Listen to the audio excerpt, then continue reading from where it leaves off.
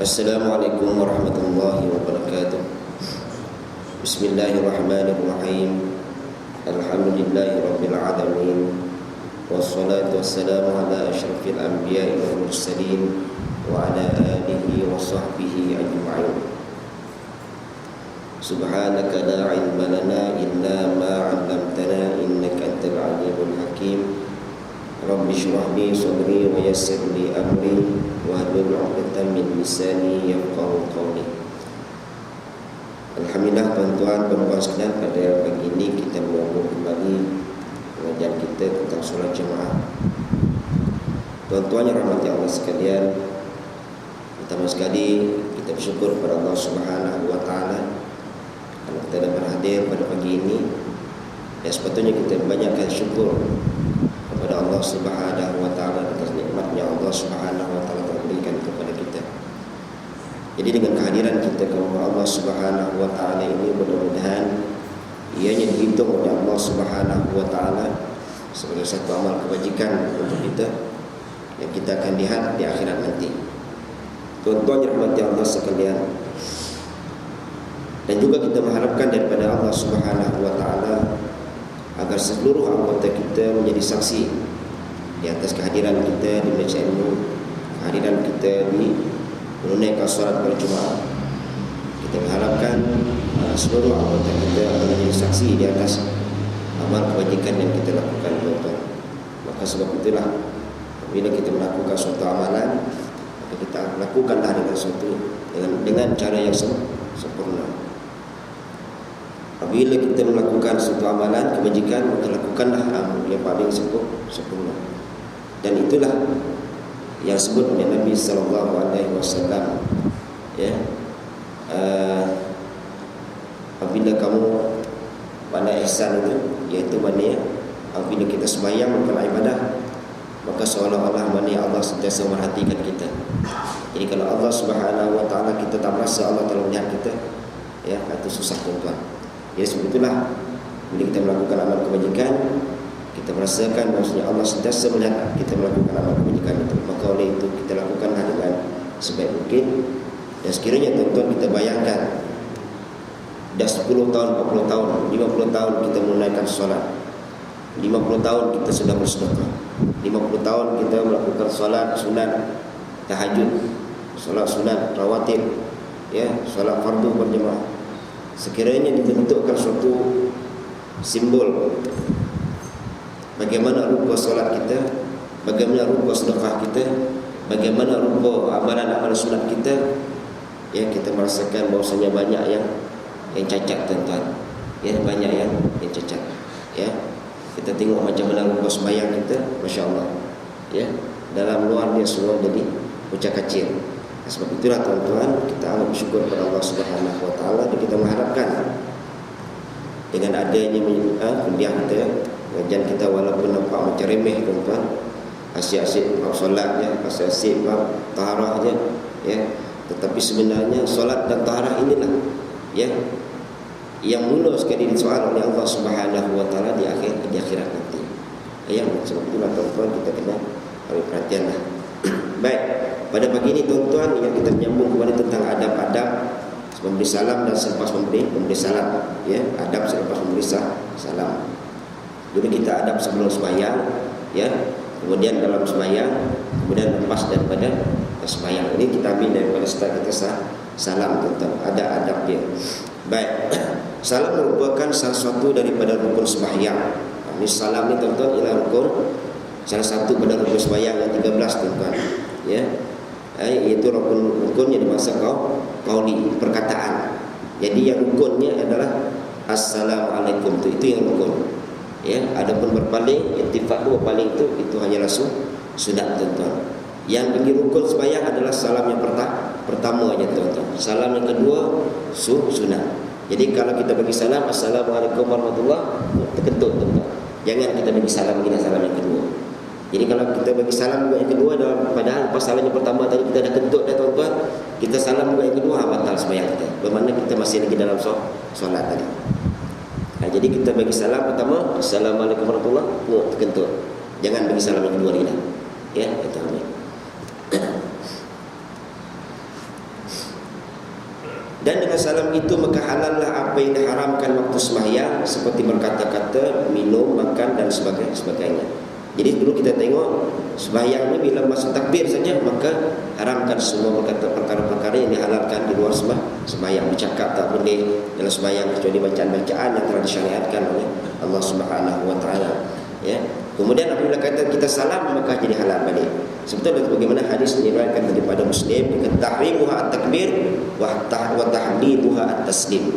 Artinya haram solat tadi ialah takbir. Bila takbir saja maka diharamkan kita berkata-kata dengan manusia, ya, berkata-kata dengan orang, ya, bercakap yang lain daripada perkara-perkara yang dalam solat tak boleh lagi, ya. Selain daripada perkara-perkara yang urusan solat tak boleh lagi dah. Itu dah diharamkan dah. Jadi bila kita salam maka baru boleh. Nak bersembah dengan kawan pun dah boleh dah. Nak tegur kawan dah boleh dah. Nak bersalam dengan kawan pun dah boleh lah. Ya, itu hadis Nabi SAW. Dia kata tahrimu at-takbir wa tahliluha at-taslim. Ya, jadi maknanya bila kita sembahyang kita khusus dengan manusia, kita hanya bermunajat dengan Allah Subhanahu wa taala. Baik. Yang pertama tuan-tuan, kata sunat bagi imam ketika memberi salam berniat memberi salam kepada makmum dan juga malaikat yang hadir. Ini tuan-tuan boleh tengok dalam kitab I'anatul Talibin, tuan-tuan, ya 177 jilid pertama. Itu sunat bagi imam ketika memberi salam niat memberi salam kepada makmum dan juga malaikat yang hadir. Dan sunat bagi makmum ketika memberi salam niat menjawab salam imam juga, jawab salam imam. Dan juga disebut juga tuan-tuan dalam I'anah juga disebut sunat juga kita bila bagi salam yang pertama, Assalamualaikum warahmatullahi wabarakatuh, niat juga kita dah habis sembahyang keluar daripada sembahyang, tuan-tuan. Ini disebut dalam I'anatul Talibin. Ini hanya sunat juga, tuan-tuan, hanya sunat saja. Jadi tidak membatalkan sembahyang dah. Jadi kalau kita tak buat pun, tak niat pun, dia tak menjaskan solat kita.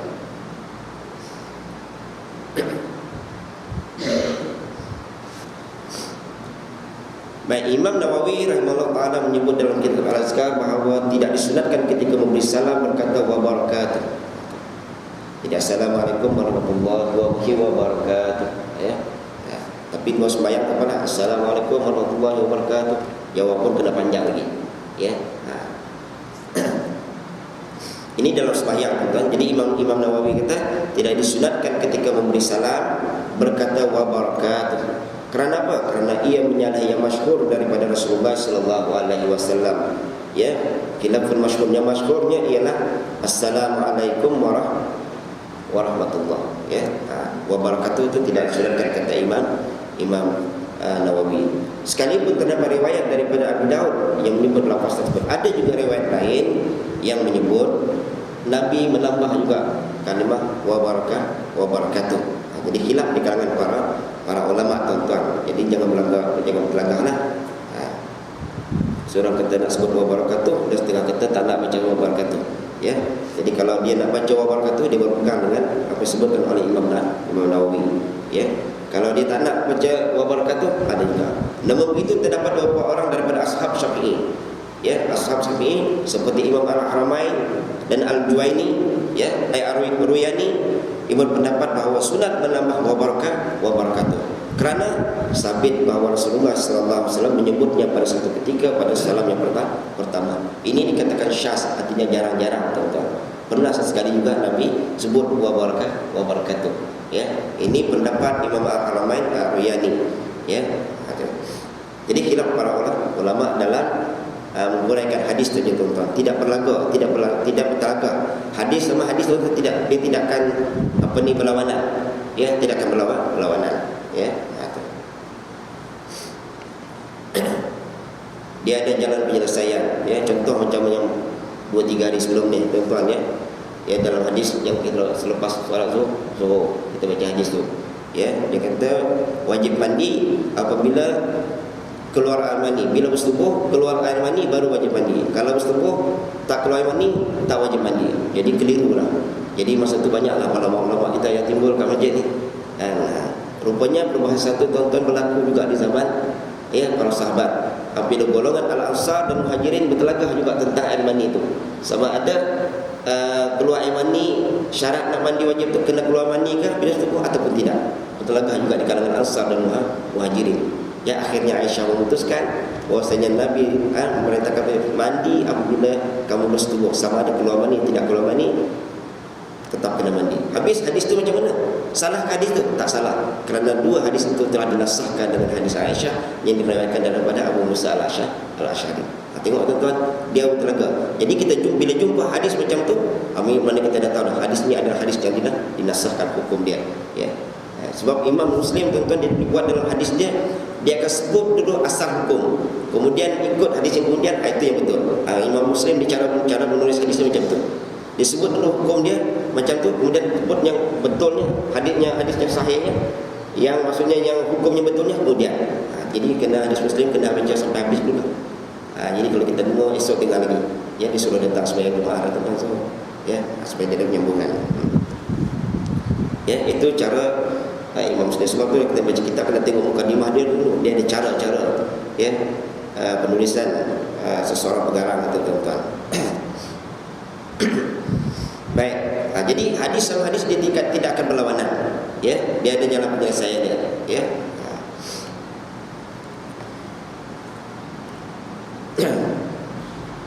Baik, dua-dua boleh. Jadi kalau tuan-tuan nak baca wa barakatuh, ikut Imam Nawawi punya hujah. Ya, kalau kita nak kena sebut tak nak sebut wa barakatuh, ikut Imam Nawawi punya hujah. Maksudnya Nabi tidak sebut kita, jarang-jarang sekali sebut.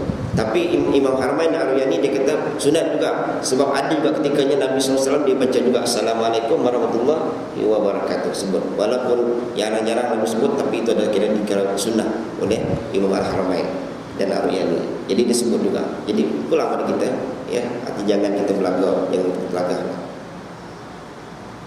Baik. Lafaz salam. Imam An-Nawawi menyebut bahawa yang wajib dari lafaz salam itu ialah Assalamualaikum. Ini juga tuan-tuan dia berbeza dengan luar sembahyang, ya. Yang dalam sembahyang kita kena sebut Assalamualaikum. Kena ada alif lam. Ya. Kena ada alif lam ta'rif, alif lam ma'rifah. Kena ada assalam, ya. Maka atas pendapat yang lebih sahih bahawa tidak memadai dengan kata Assalamualaikum, tak boleh. Dia tak ada alif lam di ta'rif kata. Ya, yang nama Allah Subhanahu Wa Taala ialah assalam satu. Jadi kalau kita Assalamualaikum tak memadai. Ya. Bukan satu dua tuan. Semua saya cek tengok kita semua dia kata Assalamualaikum tak memadai. Dan boleh ada kalanya salam juga memberi batal tentang sembahyang kita. Tapi kalau kita Alaikumussalam boleh. Alaikum dulu. Jadi kita buat khabar muqaddam mubtada muakhar. Itu kalau ngaji nak tuan-tuan.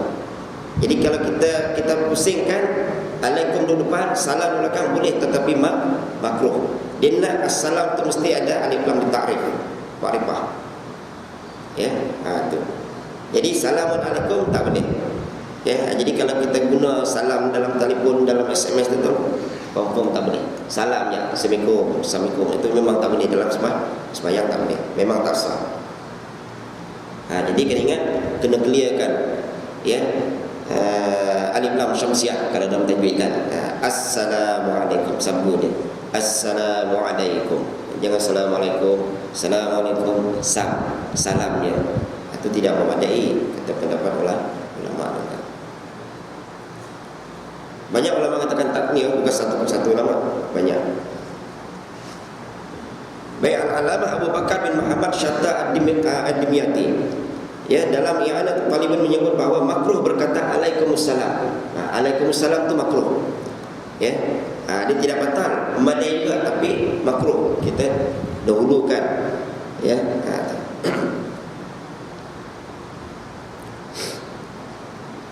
Disunatkan makmum memberi salam setelah imam memberi salam yang kedua. Ini kadang-kadang kita berlaku dengan imam, berhubung dengan imam. Jadi tuan-tuan yang afdalnya tuan-tuan, ya, yang afdalnya tuan-tuan, kita kena habiskan imam salam dulu. Ini bukan bab salam juga, bukan yang bab salam saja tuan-tuan. Ya, dalam bab lain pun. Ya, dalam bab lain pun. Ya. Macam rukuk, sujud, kena sampai imam sampai yang afdal. Imam sampai hak rukuk baru makmum kena rukuk. Begitu juga dalam bab sujud, bila imam letak saja daikan ni, barulah makmum turun sujud. Itu yang afdalnya, ya. Itu yang disebut oleh Dr. Wahbah Suhaili. Macam tu tuan-tuan. Sebab tu dia kata bila takbir pun macam tu. Bila Allah Akbar kena sama. Daripada takbir tadi penuhkan supaya tidak ada ruang kosong. Sebab tu dalam minggu lepas tuan-tuan, dia ada SMS kat saya sini. Tapi sampai sini handphone saya kat dalam. Dia tanya, dia kata, maaf, macam mana imam kadang-kadang baca dia cepat, Allahu Akbar, tapi pergerakan dia belum sampai lagi. Ya, tu. Jadi tuan-tuan, itu tak bagus.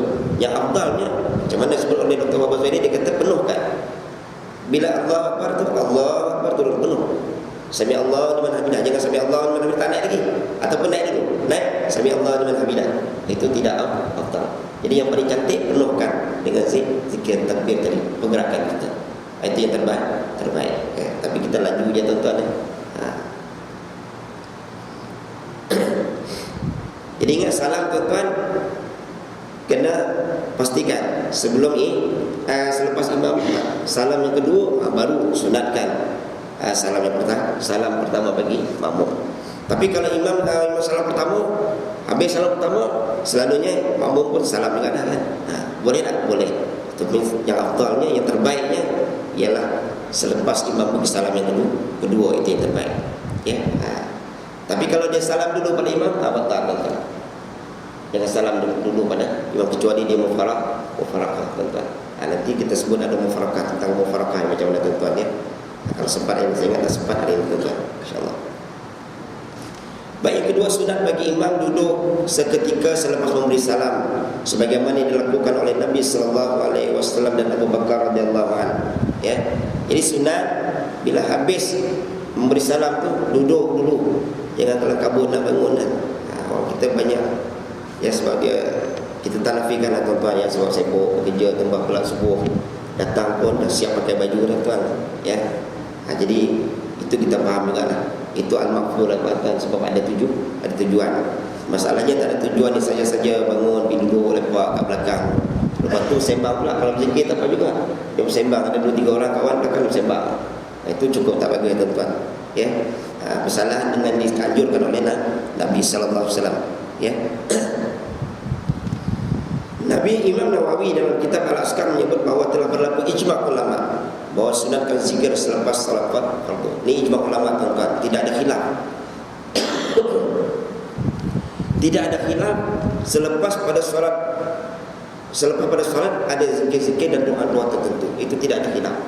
Ya, tidak ada khilaf di kalangan ulama, ijma' ulama.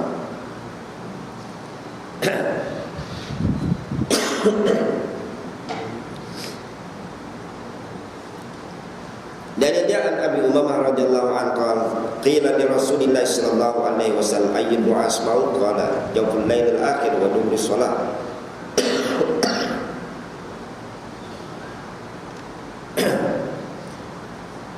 Wa dubur shalawatil maktubah.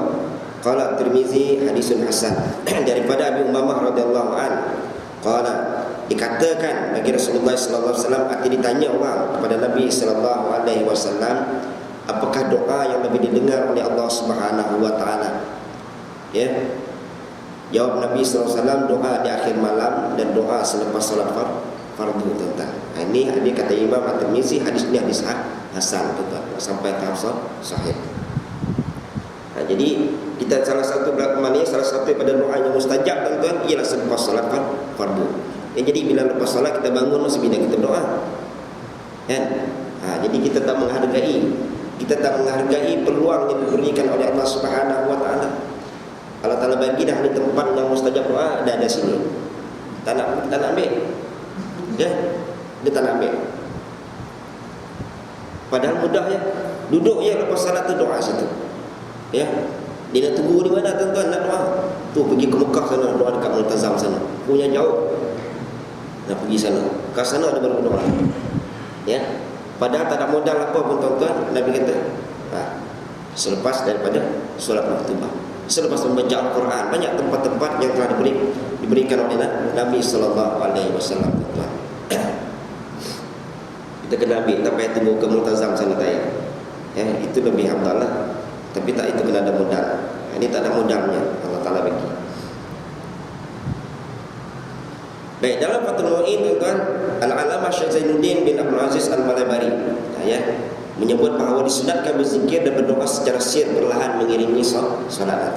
Ini saya sebut tengok dalam Fathul Mu'in disebut sunat kita perlahankan zikir selepas solat, jangan terlampau kuat sangat tuan-tuan. Ini disunatkan ya, disunatkan. Jadi jangan, kalau ini kita kena seduh juga tuan-tuan. Kadang-kadang ada juga orang masbuk sembahyang kan, takut kita ganggu dia. Itu sebab salah juga tuan-tuan kita. Tapi ada kita sini kuat jalan kan, tapi kita kena ubah ya, sebab ada hukum ya. Jadi mungkin kita tidak terlampau kuat sangat ya, sekadar sebab apa Nabi SAW kata kan, saya tengok mungkin dalam askar tersebut, seorang sahabat tu bila tahunya Nabi dah sudah ke belum sembahyang, ialah dengan adanya zikir, dengan adanya zikir yang kuat daripada Nabi SAW. Maknanya Nabi kuat juga zikir, tetapi setelah orang dah balik tuan-tuan, dah tak ada dah zikir. Kemudian dalam hadis lain disebut Nabi berzikir secara kuat sekadar memberi pengajaran kepada makmum. Ada sebut sekadar memberi pengajaran kepada makmum, tetapi bila makmum dah tahu dah berzikir itu, lalu Nabi sirkan. Itu kaedah dia. Jadi kita sini takkan dah 20 tahun tak ingat lagi zikir kan. Cuma masalahnya kalau imam tak buat, maka hampa semua tak buat tau. Kan? Kalau Nabi imam pun habis bangun semua, maka semua pakai bangun, memang tak berzikir lah. Ya, jadi sunat kita perlahankan zikir ya selepas daripada solat. Kalau pakai mikrofon pun kita kena slow sikit lah, insya-Allah. Kita takut mengganggu sahabat-sahabat yang masbuk, kadang-kadang masbuk tuan. Nanti dia baca Fatihah sampai 2-3 kali. Saya dengar Fatihah imam baca wirid. Sunat bagi imam solat sunat pada tempat yang lain daripada tempat solat fardu. Imam bila solat fardu sini dia sembahyang sunat kena ubah lah. Ataupun dia nak sunat qabliyah kena sembahyang tempat lain, baru sini jadi imam. Artinya jangan tempat yang sama dia jadi imam, tempat yang sama juga dia buat salat sunat. Itu kurang afdal, tidak afdal ya. Baik. Jika ada di belakang imam itu jemaah wanita, maka janganlah ia beredar melainkan setelah jemaah wanita itu beredar. Kalau ada jemaah belakang tu wanita, dia jangan pergi lagi, dia jangan keluar lagi ya. Tapi kita dah berdinding tuan-tuan ya, bila habis sembahyang dah muslimat dah tutup dah ya, itu tak apa. Ini masalahnya tuan-tuan tidak ada di dinding ya.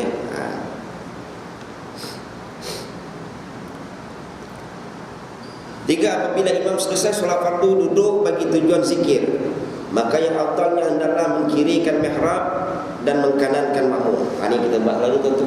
Jadi kita berzikir tu ya, sunat kita kanankan makmum dan kirikan mihrab. Ini sembahyang, artinya macam tu sembahyang, duduk berzikir ya, bagi kanan sebelah makmum, kiri sebelah mihrab ni. Artinya yang disunatkan, yang afdal. Ini adalah pendapat yang utama oleh para fuqaha. Itu yang afdal tuan-tuan. Dan ada juga pendapat Imam Al-Ghazali dalam kitab Ihya Ulumuddin dan Bidayah Al-Hidayah berpendapat sepatutnya imam menghadapkan mukanya kepada makmum. Ya, sepatutnya kita muka menghadapkan makmum. Ya, ada. Jadi yang atas sepatu setengah kita tengok ada ustaz duduk menghadap makmum kan. Tapi tak, hadis macam tu, kiri kanan, menganankan makmum dan mengkirikan mihrab.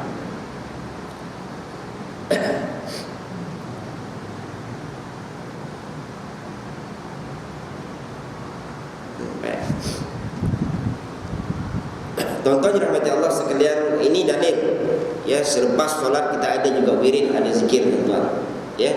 Bukan terus bangun saja. Jadi orang yang bangun lepas sembahyang terus bangun tanpa ada tujuan, tu dia tengok hadis mana wallahu alam tuan-tuan. Kalau ada tujuan tak apa ya. Al-Sauban radhiyallahu anhu qala kana Rasulullah sallallahu alaihi wasallam idza sharafa min sholati istaghfara thalathan wa qala Allahumma antas salam wa minkas salam tabarakta ya dzal jalali wal ikram. Ya, ini hadis riwayat Muslim. Jadi Rasulullah sallallahu alaihi wasallam bila habis sembahyang dia istighfar 3 kali. Ya, dia istighfar 3 kali dulu. Kemudian baca Allahumma antas salam wa minkas salam sampai habis lah. Kita panjangkan. Allahumma antas salam wa minkas salam wa ilaika ya'udu salam sampai habis. Itu pula ada banyak riwayat tuan-tuan. Dan ada riwayat lain Nabi macam la ilaha illallah la ilaha illallah wa la syarikalah lahul mulku wa lahul hamdu wa yumiitu wa ala kulli syai'in. Ada juga ya. Saya tak pernah tahu semua lah tuan-tuan. Jadi menunjukkan ada juga hadis dalil yang menunjukkan tentang disunatkan berzikir selepas daripada sembahyang ya, bukan terus bangun. Tetapi tidak ada satu pun hadis lepas sembahyang suruh bangun, tak ada ya, tidak ada. Bahkan ada hadis menyebut apabila kita duduk dalam saf itu, selagi mana dalam tempat sembahyang, selagi mana kita duduk tempat sembahyang, selagi mana kita tak berkata-kata tentang dunia, maka selagi itulah pahala kita datang. Tak payah dah bangun kan, tambah-tambah yang dah veteran-veteran kan, sayang ya, duduk. Pahala sentiasa diberi oleh Allah Subhanahu wa taala. Datang sembahyang pun dosa dia pun ya, dosa kecil. Jadi sentiasalah dalam kampunan Allah Subhanahu wa taala, dan pahala sentiasa mencurah, masya-Allah. Untunglah yang duduk rumah-rumah dekat dengan masjid datang ke masjid. Tapi masya-Allah kepada orang yang dekat dengan masjid tapi tak datang masjid, itu masya-Allah tuan. Daripada tadi yang tadi lah tuan ya, daripada Sauban katanya adalah Rasulullah SAW bila selesai daripada solat bagi dia baca astagfirullah, bukan istighfar saja tuan-tuan, astagfirullah ya, astagfirullah ya, dan juga Allahumma antas salam wa minkas salam tabarakta ya zal jalali wal ikram. Baik, Imam Nawawi menyebut bahawa waktu yang paling sesuai untuk berzikir di siang hari ialah zikir selepas solat subuh. Ini dalam Azkar Nawawi sebut tuan-tuan ya. Nanti tuan-tuan belajar dengan Ustaz Jusaidi ada jumpa. Jadi Imam Nawawi kata waktu yang paling sesuai, waktu yang paling asyraf, paling yang mulia, yang terbaik di siang hari untuk kita berzikir ialah selepas solat subuh. Selepas solat subuh. Daripada Anas bin Malik radhiyallahu anhu katanya Rasulullah sallallahu alaihi wasallam bersabda, barang siapa solat subuh berjamaah kemudian ia duduk berzikir kepada Allah sehingga naik matahari, kemudian ia solat 2 rakaat iaitu solat duha, adalah pahalanya seperti mengerjakan fardu haji dan umrah yang sempurna 3 kali Nabi ulang sempurna semua. Kata Imam Tirmidzi hadis dia hadis hasan. Hadis kira-kira hampir kepada martabat sahih tuan-tuan. Jadi untunglah tu yang tuan-tuan yang istiqamah baca Quran, zikir juga tu tuan-tuan, zikir Quran juga. Ya, masya-Allah ada 2-3 grup sini. Ya. Ada 3 grup di sini tuan-tuan. Pagi sampai salat duha dulu sini, masya-Allah. Mudah-mudahan Allah berkati tuan-tuan. Jadi tuan-tuan bolehlah join grup tu daripada tanya tak ada apa kan. Banyak join, ada 3 grup sini.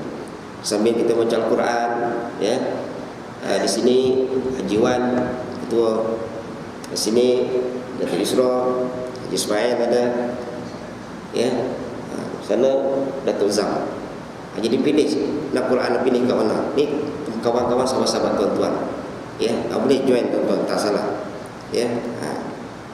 Ramai sangat tak boleh lah kata Datuk Zam. Kalau ramai sangat dia nanti lewat pula, tak boleh ya. Terhad juga ya, kalau ramai sangat okay. Peluang dah ada tuan-tuan, peluang dah ada ya. Kita kena ngaku, jangan ego tuan-tuan. Kita jangan kena buang sebab ego. Memang aku ni tak boleh baca Quran, itu dia senang jawab dia. Boleh baca tapi tak cukup, tak lengkap, tak sempurna.